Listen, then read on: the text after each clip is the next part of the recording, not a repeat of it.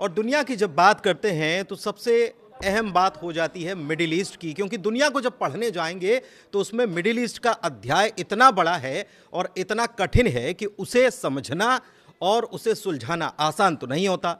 लेकिन इसे समझना और सुलझाना दोनों हम चाहते हैं, और इसीलिए इन दिनों दुनिया में जो कुछ चल रहा है पूरा फोकस इस वक्त ईरान पर है, मिडिल ईस्ट पर पूरा फोकस है।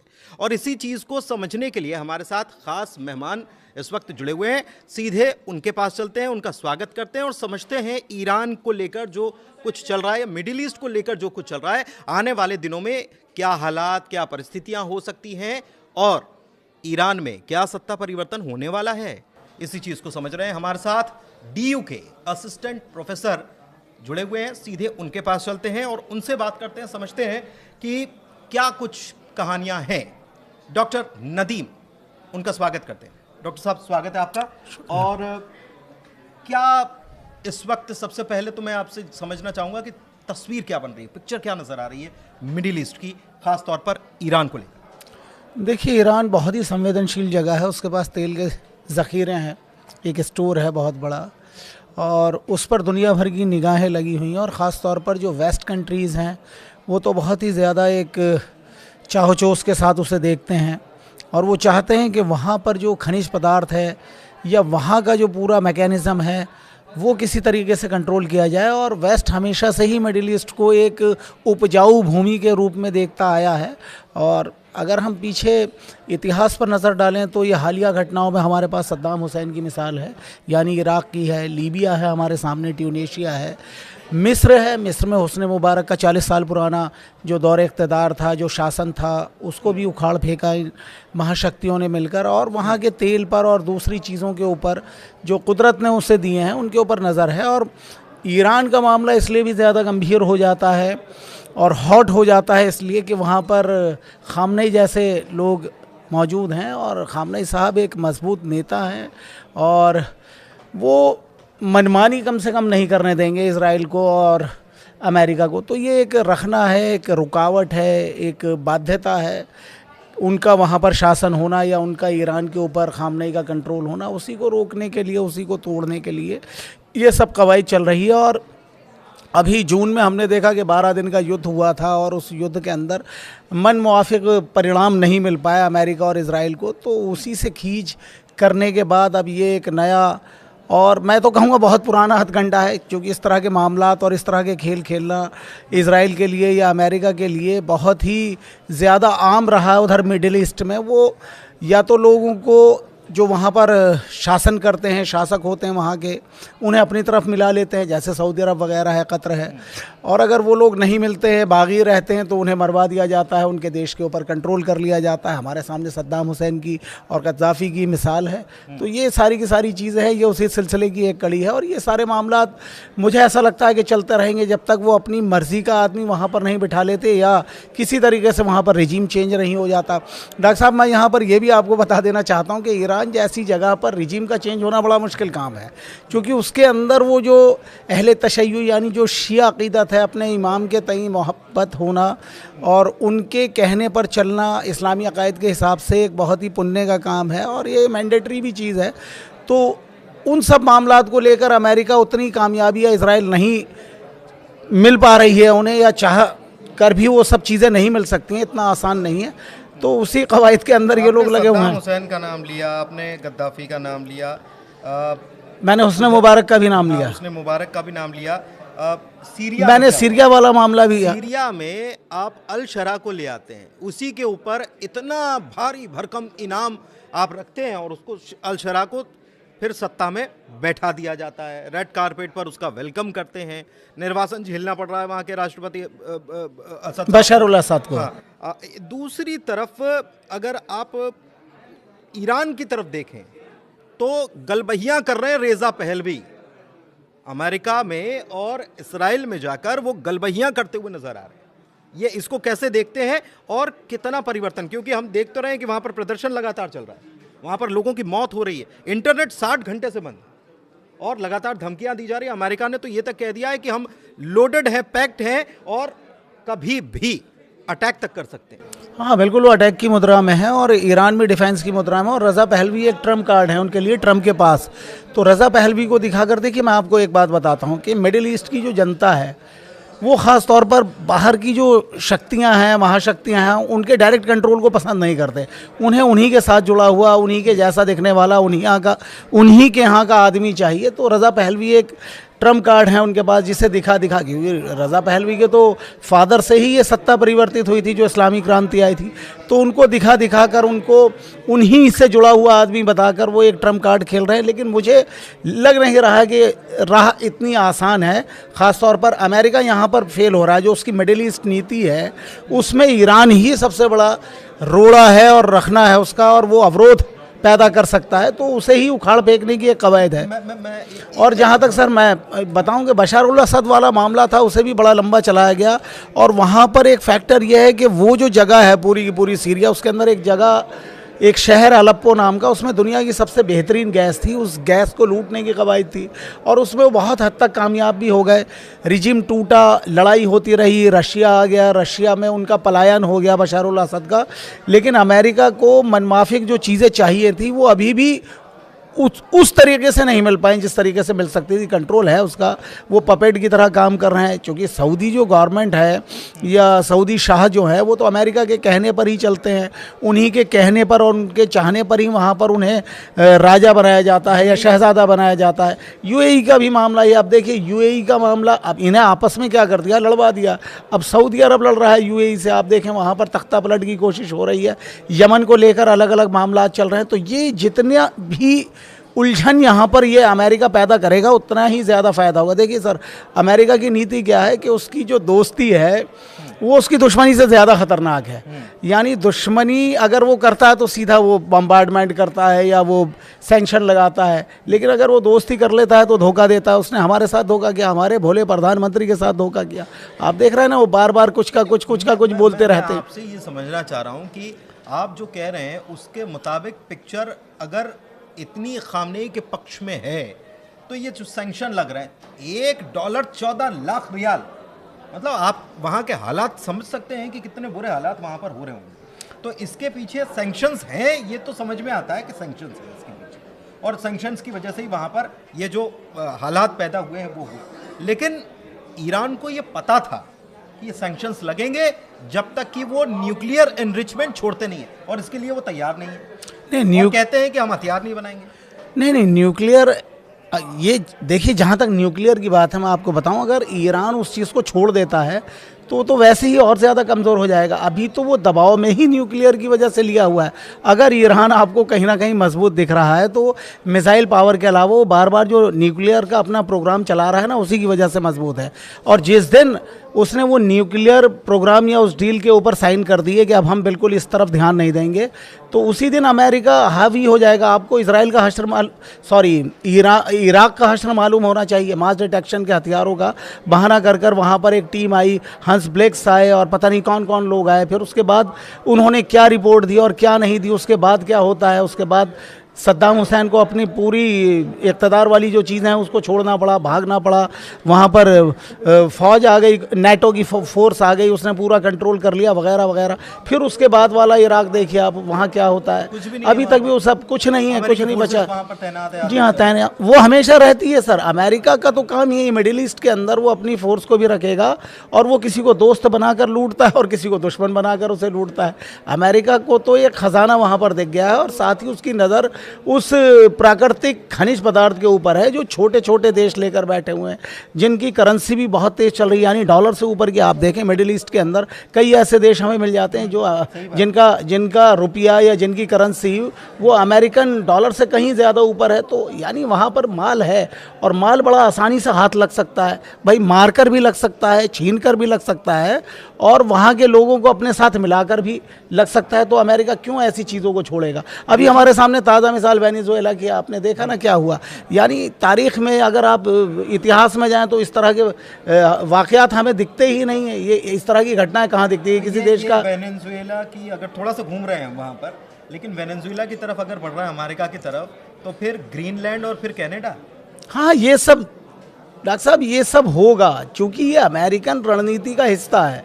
अमेरिका की मैं आपको बताऊं, अमेरिका को ये सब इतना ज़्यादा क्यों करना पड़ रहा है। अमेरिका एक बड़ी हथियार मार्केट चलाता था, वो हथियार मार्केट कहीं ना कहीं उसकी छिन रही है, उसे चाइना पकड़ रहा है। और चाइना के भले ही हथियार ख़राब हों, लेकिन वो सस्ते हथियार देकर और तरह तरह की वैरायटी देकर उस पूरी डिफेंस वाली जो एक डील होती है या हथियार की मार्केट होती है उस पर कंट्रोल कर रहा है।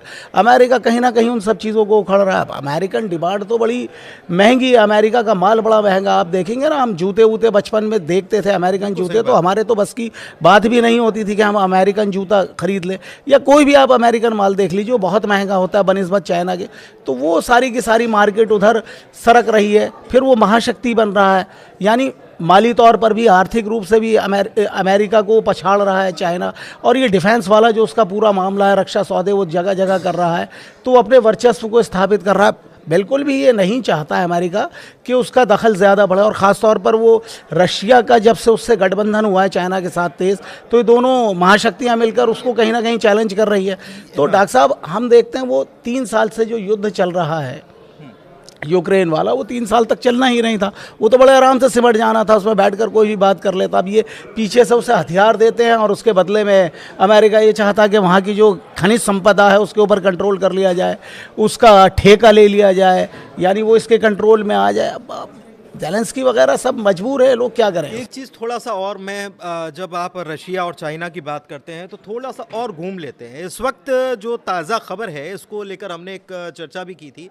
ताज़ा खबर ये है कि साउथ अफ्रीका में केप टाउन के जो बीचेस हैं, तट जो हैं, वहाँ पर बड़ी संख्या में ब्रिक्स के देश जो हैं, ख़ास तौर पर चाइना, रशिया और साउथ अफ्रीका तो है ही, और भी कुछ मुल्क हैं जो वहाँ पर एक बड़ी नेवल एक्सरसाइज करने जा रहे हैं। ये नेवल एक्सरसाइज ब्रिक्स की बढ़ती ताकत, अमेरिका का इस बात की चिंता कि डी डॉलराइजेशन होने वाला है, और वो उसको लेकर घबराया भी हुआ है और ये कह रहा है कि ब्रिक्स तो कुछ भी नहीं है। तो क्या ब्रिक्स कोई नई करेंसी ला रहा है? और ब्रिक्स में तो ईरान भी शामिल है और हिंदुस्तान भी। देखिए, चैलेंजिंग पार्ट बहुत सारे हैं और बहुत लोग अमेरिका से शुरू से और उसकी नीतियों के खिलाफ रहे, और अमेरिका के लिए वो हमेशा चैलेंज बने रहे। ब्रिक्स एक बड़ी शक्ति के रूप में उभरा, हमने देखा, हमारे यहाँ भी वो लोग तब आए थे। तो ब्रिक्स चैलेंज कर रहा है किसी ना किसी तरीके से। और ये जो डी डॉलराइजेशन है ना, अमेरिका सिर्फ इसी से घबराया हुआ है, वो किसी भी तरह से ये नहीं चाहता। आप देखें ना कि किस तरीके से अभी भी इतना सब कुछ होने के बावजूद भी दुनिया कसादेबाजी महामंदी की तरफ बढ़ रही है ना, अर्थव्यवस्थाएँ टूट रही हैं, देश कमज़ोर पड़ रहे हैं। ब्रिटेन जैसा देश है वो बहुत ज़्यादा कम, लेकिन अमेरिका की जो करेंसी है वो लगातार ऊपर क्यों बढ़ रही है? अमेरिका अपने वर्चस्व को बिल्कुल उस तरीके से फैला रहा है जिस तरीके से जब अमेरिका एक महाशक्ति बना था ना, हिरोशिमा और नागासाकी के ऊपर बम मारकर, बिल्कुल वही दौर आ गया। और आपको एक बात और समझनी चाहिए, ट्रंप का कमबैक कैसे हुआ? जो मागा है, मागा क्या था? और वहाँ पर जो अमेरिका के इंटरनल हालात हैं, हमारे तो जानने वाले रहते हैं, हम उनसे बात करते हैं, तो अमेरिका के अंदर भी बहुत ज़्यादा आर्थिक रूप से पिछड़ापन आ रहा है, लोग बहुत कमज़ोर हो रहे हैं फाइनेंशियली।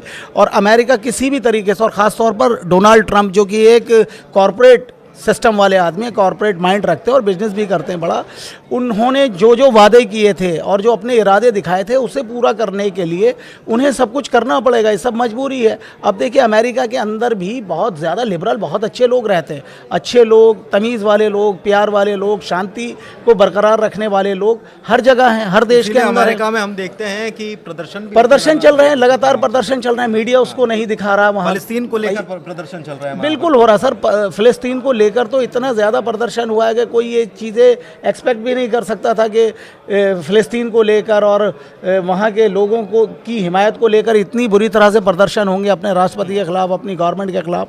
अपोजिशन तो वहाँ की बड़ी स्ट्रांग रही है, मीडिया भी वहाँ की स्ट्रांग रही है, लेकिन जनता पहली बार हमें दिखा, यानी हम ऐसा तसव्वुर भी नहीं कर सकते, सोच भी नहीं सकते, हमारे संज्ञान में भी ये सब बातें नहीं आ सकती थी कि वहाँ की जनता इस तरीके से अपने ही राष्ट्रपति के खिलाफ, जिसे वो बहुत कुछ मानती है, प्रोटेस्ट करेगी लगातार। ट्रंप अपनी मनमानी कर रहे हैं, आपका कहना ये है।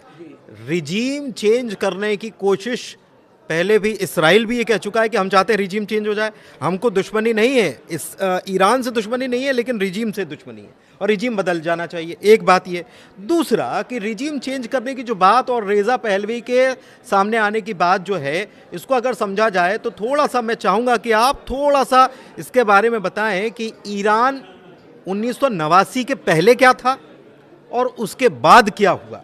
थोड़ा सा बताइए इतिहास की, रेज़ा पहलवी और उनके father Mohammad Shah Reza Pahlavi, उनका इतिहास थोड़ा सा समझाइए सर। देखिए, रज़ा पहलवी बहुत ही मॉडरेट आदमी थे और ईरान को वो बिल्कुल वेस्टर्न तर्ज पर चला रहे थे। अगर आप 89 की इस्लामिक क्रांति से पहले वाला ईरान देखें तो बड़ा लिबरल था, अल्ट्रा मॉडर्निज्म था, लड़कियां औरतें बेहिजाब घूमती थीं। और ये इस्लामिक क्रांति इसलिए आई कि परिवर्तन चाहते थे लोग, और परिवर्तन किस तरीके का चाहते थे कि उसमें एक थोड़ी सी दबिश हो रिलीजियस। वो तो अल्ट्रा मॉडर्निज्म की तरफ उनकी सोच बड़ी लिबरल थी। वहाँ पर बहुत सारी चीज़ें जो इस्लामिक पॉइंट ऑफ व्यू से ममनू है या हराम है, उनका बहुत ज़्यादा चलन था। लोग शराब पी रहे थे वहाँ पर उस तरह के क्लब्स वगैरह बने हुए थे और वो पूरा का पूरा वेस्टर्नाइज सिस्टम वहाँ पर चल रहा था। उसी की तब्दीली के तौर पर लोग आए। चूँकि ईरान का एक जो मैं आपको बताऊं, जो रिलीजियस पॉइंट ऑफ व्यू से जो अहले तशय्युअ वाला शिया सिस्टम है, शिया अक़ीदा है इस्लामिक, वो बड़ा मजबूत है और उसके अंदर बहुत ज़्यादा अहमियत है अपने इमाम की। और ये एक इमाम के तौर पर आयतुल्लाह ख़ुमैनी साहब आए और उन्होंने वो सलमान रश्दी वाला एक मैटर था उसको बोलकर वो जो उनके ऊपर मौत का जो फतवा लगाया, तो उसको लेकर दुनिया भर में बहुत ज़्यादा मशहूर भी हुए और इज़्ज़त भी उन्होंने पाई। अब उन्हीं के नक्श कदम पर ये चल रहे हैं।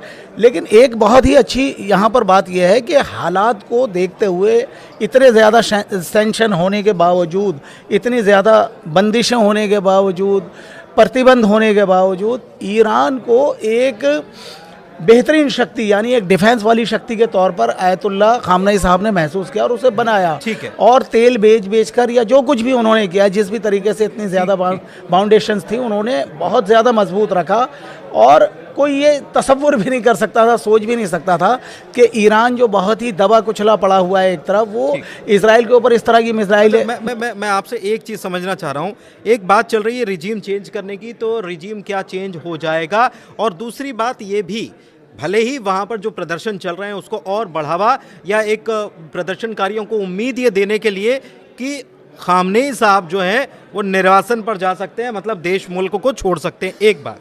दूसरी बात कि मेरा सवाल ये है कि इसमें मुस्लिम मुल्क ख़ास तौर पर जो पाकिस्तान गलबैया करता हुआ नज़र आता है और हर बात के लिए कहता है कि हमारे पास एटम बम है और अगर ईरान के ऊपर कोई दिक्कत आएगी तो हम उसको चलाने के लिए तैयार रहेंगे, आज पाकिस्तान खामोश क्यों है? देखिए, पाकिस्तान तो ऐसे बेवकूफ़ बनाता आ रहा है। पाकिस्तान को तो अपना पैसा वैसा लेना है, इससे लेना है, उससे लेना है, यहाँ लेना है, वहाँ लेना है, उसका उद्देश्य ही वही है। अब एटम बम का वो बहाना रखकर दुनिया भर से पैसा कमा रहा है और दुनिया भर में भी ख़ास तौर पर इस्लामी ममालिक से, और वो अपने आप को बहुत ज़्यादा शक्तिशाली दिखाता है। अभी उसने सऊदी अरब के साथ पैक्ट किया। लेकिन हालात देखिए सर, जब हम जियो पॉलिटिक्स की बात करते हैं या खुले तौर पर हम सामने आते हैं ना पॉलिटिकली, या हमारी कूटनीति जो होती है वो कहने वाली अलग होती है और करने वाली अलग होती है। देखिए, मैं आपको एक बहुत ही भरोसे के साथ बात बता रहा हूँ, रिजीम चेंज करना इतना ज़्यादा आसान नहीं है। अगर मैं दूसरी बात भी बोलता हूँ, अगर मान लीजिए रिजीम चेंज भी हो गया तो मुझे नहीं लगता कि एक लंबे टाइम तक वो जो रज़ा पहलवी हैं वो वहाँ पर टिक पाएंगे, क्योंकि ईरान के लोगों का जो मिजाज है ना, जो वहाँ के बहुसंख्यक हैं, उनका वही इस्लामिक सिस्टम जो है वो उसको फॉलो करने वाले लोग हैं।